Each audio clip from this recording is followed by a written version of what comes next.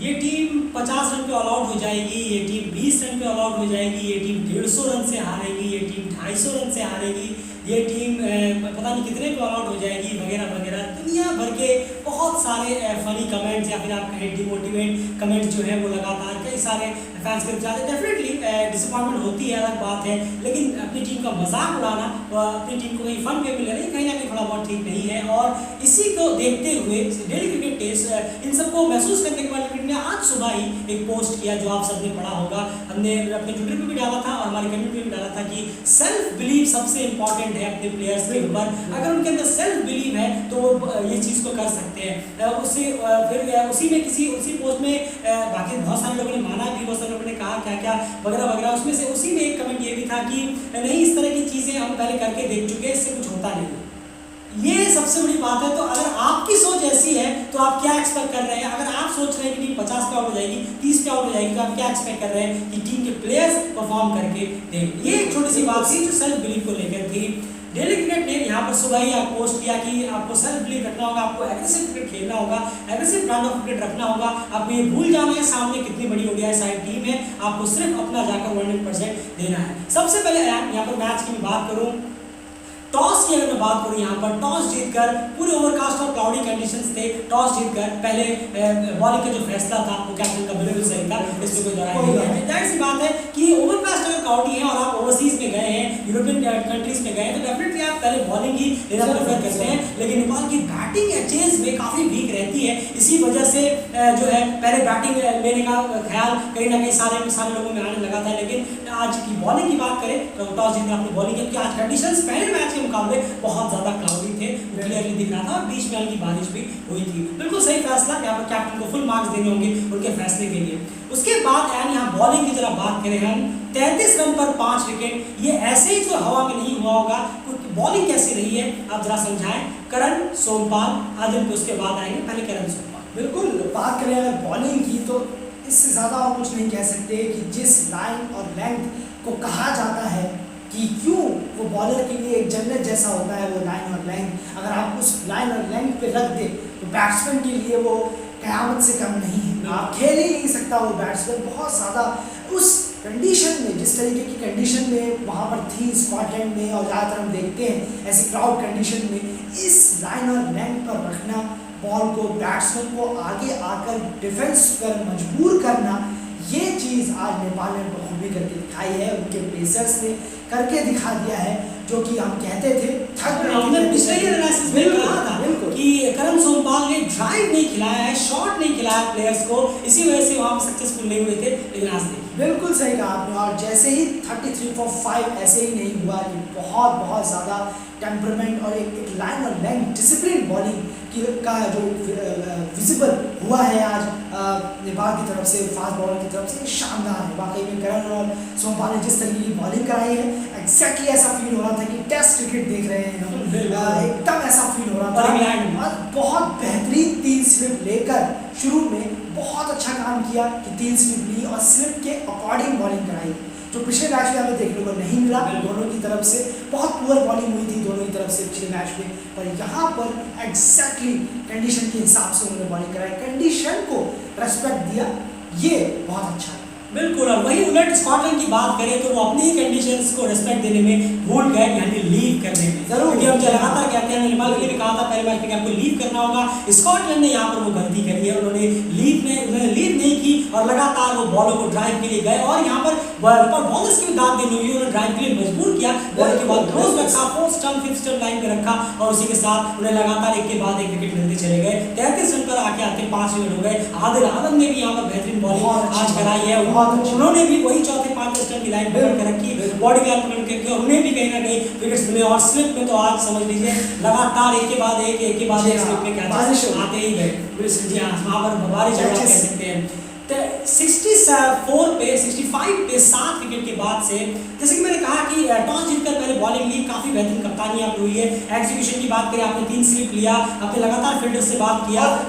एक चीज़ बहुत अच्छी हुई, संदीप ने कंटिन्यूसली सोमपाल और करण को लगा के रखा, और सोमपाल को तो खासकर लगा के रखा। इसकी तारीफ करनी होगी कि आपने जिस वक्त सबसे ज़्यादा ज़रूरत थी, विकेट गिर रहे थे, वहाँ पर उन्होंने आदिल के साथ साथ सोमपाल को भी कंटिन्यू करके रखा। ये बहुत अच्छी बात। बिल्कुल, यहाँ पर संदीप ने अच्छी कप्तानी की भी बात करो अभी तक, तो अभी तक यहाँ हम सिर्फ फील्डिंग की बात कर रहे हैं, अभी तक की काफ़ी बेहतर यहाँ पर कप्तानी 2 बार हमें देखने को मिली है। देखिए एक चीज़ है जहाँ पर उनसे थोड़ी सी चूक जरूर हुई है, उसमें लोग बताएंगे। देखिए एक चीज़ है, अगर आप किसी मैच में खराब कप्तानी की वजह से किसी को क्रिटिसाइज करते हैं, हेल्दी क्रिटिसाइज, ये नहीं जो आजकल चलता है भाग की गाली दे देना और उल्टे सीधे लैंग्वेज यूज करना, ये जो करते हैं ये एजेंडे के तहत करते हैं, ये बिल्कुल फेकनेस होता है। आप किसी को हेल्दी क्रिटिसाइज कर रहे हैं, किसी को कप्तानी को लेकर, ठीक है, वो ठीक है, तो जब वो अच्छी कप्तानी करे तो उनकी अप्रिसिएशन भी करिए। अगर आप उनकी अच्छी कप्तानी को उनकी अप्रिसिएशन नहीं कर रहे हैं, तो इसका मतलब है कि आप उनसे हेट रखते हैं, आप हेटर्स हैं। तो आपको तो इसका मतलब संदीप कुछ भी करे, कप्तानी में आपका भी कुछ नहीं होने वाला है। वो एक एजेंडे वाले लोग होते हैं खास करके। तो जब आपने कप्तानी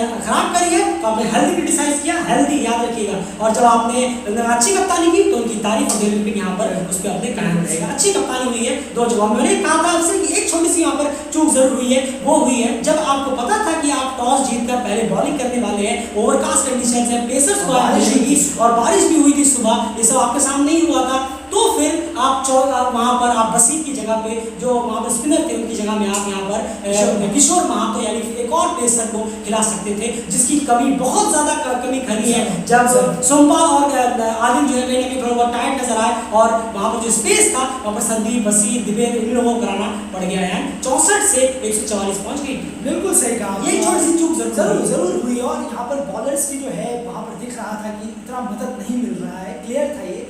संदीप को भी आसानी से खेल ले रहे थे, आसानी से मतलब मुश्किल जरूर हुई, पर इतना भी मुश्किल नहीं हुआ कि खड़ा ही ना हो पाए, ऐसा नहीं, जैसा हम लोग देखते हैं। जी हाँ, जैसे पिछले मैच में भी था। पिछले मैच में संदीप बहुत ज़्यादा एक क्वालिटी के लग रहे थे बॉलर, क्योंकि वो पिच इतनी ग्रीन नहीं थी जितनी आज की हमें पिच देखने को मिली। आज की बहुत ज़्यादा ग्रीन पिच थी, और इस वजह से यहाँ पर संदीप ने फिर भी बेहतरीन बॉलिंग कराई। पर यहाँ पर जिस चीज़ की ज़रूरत थी तो उस चीज़ की सख्त ज़रूरत थी, और वो है चौथा बॉलर, पेस बॉलर। क्यों? क्योंकि उनके पास अलग वेरिएशन होता, अलग आर्म होता, वो फ्रेश होता, आर्म से एंगल से वो बॉल डालते, बहुत कुछ बदल जाता है एक पेस बॉलर अगर आपके साथ जुड़ जाए। तो यहाँ एक ज़रूरत थी, तो और अच्छी तरह ये जो 140 बिल्कुल 140 तक पहुँचे, ये नहीं होता। और गैविन मेन की तो क्या तारीफ करें, उन्होंने क्या इनिंग की। जी हाँ, जबरदस्त इनिंग उनकी रही है। 64 नॉट आउट गए हैं वो, और कहीं ना कहीं ऐसा लग रहा था कि 50 ओवर अगर टीम पूरी बैटिंग कर लेती है तो 185 तक या 190 तक भी वो टीम को पहुंचा सकते थे। आउटस्टैंडिंग इनिंग उनकी रही है, और उन्होंने बहुत ही अच्छा अप्रोच अपनाया, वो एग्रेसिव खेले, उन्होंने शॉट्स लिए हैं सोमपाल के खिलाफ भी, करण के खिलाफ भी, आदिल के खिलाफ भी, और स्पिनर्स पे भी उन्होंने शॉट लगातार लिए, रन उन्होंने निकाला है, और यही एक तरीका था इस तरह की पिच पे खेलने का। तो कहीं ना कहीं ओवरऑल बॉलिंग डिपार्टमेंट ने वापस से जो लगातार हमारी टीम की बॉलिंग डिपार्टमेंट अच्छा करती आई है, वही आज भी हमें देखने को मिला है। तो कहीं ना कहीं 144 रन पर पूरी की पूरी टीम स्कॉटलैंड को 42.5 ओवर में ऑल आउट कर दिया। जी हाँ, बिल्कुल भी बहुत लोगों को ये उम्मीद नहीं थी। कई लोगों से मैंने आपसे पहले ही कहा कि कई फैंस ही सेल्फ बिलीव खो देते हैं टीम के ऊपर,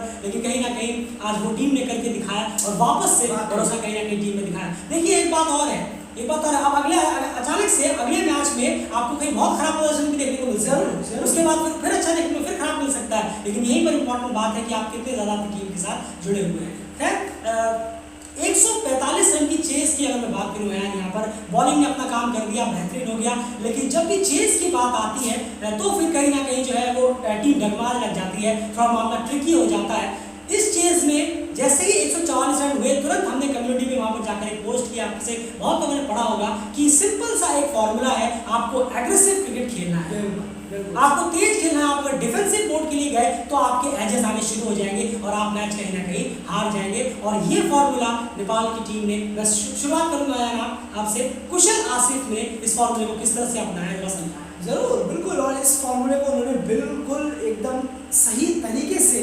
अडेप्ट किया। जी हाँ, उस कंडीशन में जिस तरीके से, और एग्जीक्यूशन बेहतरीन किया है इस प्लान का, मानना होगा। जिस तरीके से हर ओवर में लगातार चौके आ रहे थे, सिंगल आ रहे थे, कोई चिंता नहीं थी। और जब तक ये दोनों क्रीज पर थे आसानी से रन बन रहे थे। 47 रन बने अंडर 8 ओवर्स। जी हाँ, अंडर 8 ओवर्स 47 पहुंच गए। बहुत शानदार, और हर ओवर में तकरीबन बाउंड्रीज लगी। जी हाँ, जब तक कुशल आसिफ थे हर ओवर बाउंड्री लगी। ये बहुत बड़ी बात है। इससे साफ पता चलता है उनका अप्रोच क्या था और किस अप्रोच के साथ उतरे थे।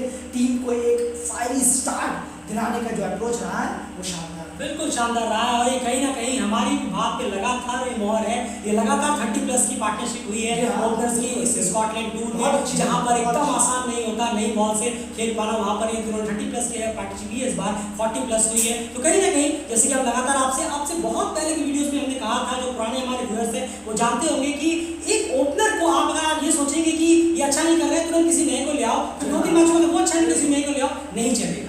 ये बिल्कुल नहीं चलेगा। ओपनर ऐसा कॉम्बिनेशन होता है जहां पर आपको ओपनर को ज्यादा से ज्यादा खुद के साथ वक्त देना होगा। कुशल आसिफ जितना एक साथ अपने साथ वक्त बिताएंगे, जितना क्रीज पे वक्त बिताएंगे, उतना ज्यादा टीम के लिए बेहतर होगा। और आप जैसे हमने कहा था, आप वर्ल्ड प्लेयर लीग 2 में इसी पेयर को लेके जाइए और देखिए आज यही पेयर कहीं ना कहीं कामयाब हो रहा है। पहले मैच में 30+ की पार्टनरशिप करके दी और आज एग्रेसिव 144 में से 47 के दोनों ने बनाकर दे दिए। कुशल ने अपना एक विकेट खराब शॉट खेल के जरूर गवाया, लेकिन इस तरह की अप्रोच में, एग्रेसिव अप्रोच में आप रन्स करके जाएं वो बेहतर है, भले ही 0 या 2-3 रन पर आउट हो जाए। उसके बाद देव खन्ना आए, वो गलती उन्होंने कर दी जो हम रूल के खिलाफ थी। बहुत ज्यादा डिफेंसिव वो जा रहे थे। वो जैसे हमने बाकी बैट्समैन को देखा, आसिफ हो या कुशल हो, वो या तो लेफ्ट खेल रहे हैं या राइट की तरफ खेल रहे हैं, ऑफ या लेग की तरफ खेल रहे हैं, लेकिन देव जो है वो स्ट्रेट लेना चाह रहे थे। ये भूल रहे थे कि यहाँ पर एजेस आ सकते हैं। नहीं, बिल्कुल वही हुआ। भले वो कैच थोड़ा सा समझ में नहीं आया कैच था कि नहीं, लेकिन अजीब था। जरूर देखिए वो बिल्कुल वो अगर ये बहुत सारा एक सैडनेस है कि आप एसोसिएट टीम, वरना अगर टेस्ट नेशन का कोई मैच होता तो वो नॉट आउट ही होता। एब्सोल्युटली लग रहा था कि वो जमीन पे बॉल लगी है, पर बहुत ही मार्जिन ऐसा था कि बस छू की गई है, पर आउट नॉट आउट तो नॉट आउट ही होता है। अगर जमीन पे लगी होगी तो वो क्लियर नॉट आउट था, पर फिर भी जो शॉट था उसे आप लीव कर सकते थे। उसे वो अपनी गलती मानी है आप कि वो आपने शॉट खेला, वो आपकी गलती थी। अगर मान लेंगे आप उस पर नेट पे जाकर तुरंत काम करेंगे तो उस गलती से बचाया जा सकता है, क्योंकि आप अच्छा कर रहे थे पिछले मैच में, आपने अच्छा किया।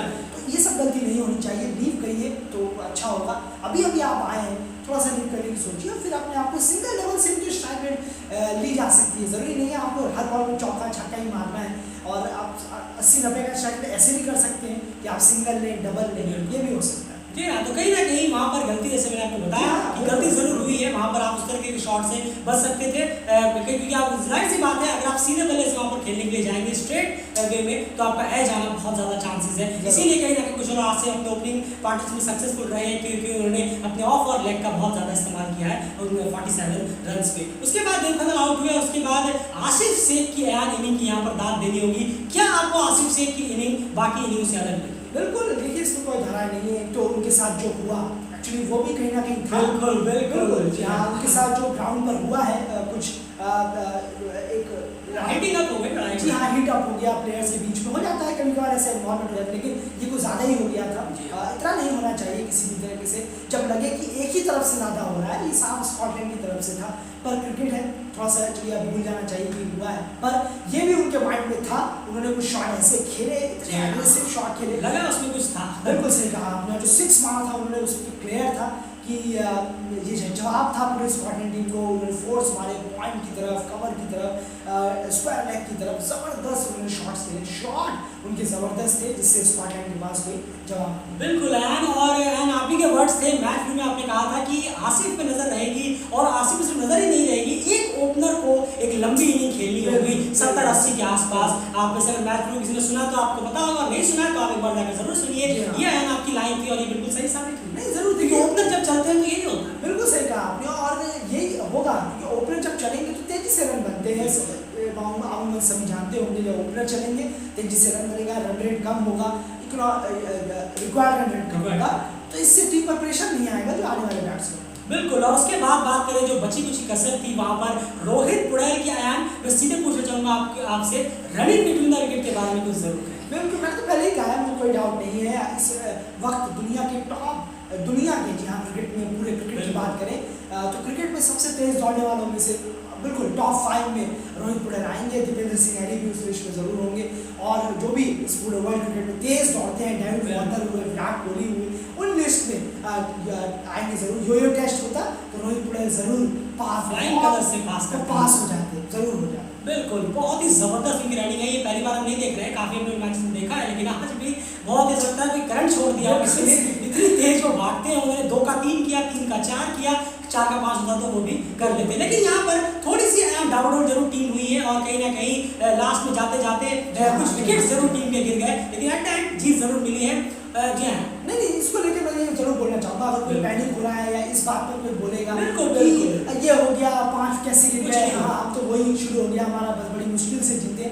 नहीं, अमूमन ऐसा होता है, बहुत देखा है कि जब टीम जीतने वाली होती है तो बहुत लाइटली ले जी हाँ, 2-4 विकेट गिर जाते हैं। बिल्कुल, आरिफ शेख का आप शॉट देखिए, वो सिंगल लेना चाहते थे, बॉल खड़ी हो गई, तो ये सब होता है। हाँ, दीपेंद्र सिंह एरी का जो पुल शॉट था बिल्कुल। वो सीधा जरूर हाथों में गया है, पर इसका मतलब ये नहीं है कि अब फिर से वही हो गया, नहीं, लाइटली ले लेते हैं तो चीज़ें ऐसी हो जाती है, इसमें कोई बड़ी बात नहीं है। माथा मत घुमाइए, इसमें खुशी मनाइए कि नेपाल ने एक one of the best associate team को, बिल्कुल, इसमें कोई दौराय नहीं है कि एक 19th रैंक ओडीआई टीम ने 12th रैंक ओडीआई टीम, जो कि arguably one of the best ODI associate team है, उनको यहाँ पर मात दिया। और सिर्फ मात नहीं दी है, उन्हीं के घर में, उन्हीं के ओवरकास्ट कंडीशंस में जो एशियंस के आगमन खिलाफ होता है, उस कंडीशन में जाकर कहीं ना कहीं हराया। तो डेफिनेटली ये जो जीत है ये इतनी आसानी से तो नहीं आई है, बहुत ज़्यादा एफर्ट इसमें पूरी टीम की लगी है। सारे के सारे जो 11 प्लेयर्स हैं उनको दाद देना होगा। कैप्टन की आज जो है मेजोरिटी ऑफ पॉइंट्स में उनके एक ही पॉइंट जो हमने कहा, बाकी मेजोरिटी ऑफ पॉइंट तारीफ बनती है, जहाँ तारीफ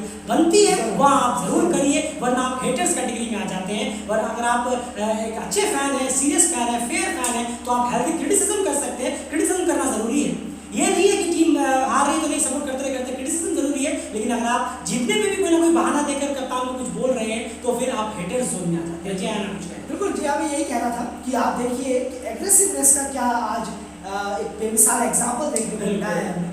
आप गेविन मैन का आप जरा देख के देखिए, स्कॉटलैंड की तरफ से मैं कह रहा हूँ, अगर स्कॉटलैंड कुछ देखना चाहेगा तो गेविन मैन की इनिंग देखिए, 100 अबव का स्ट्राइक रेट रहा है।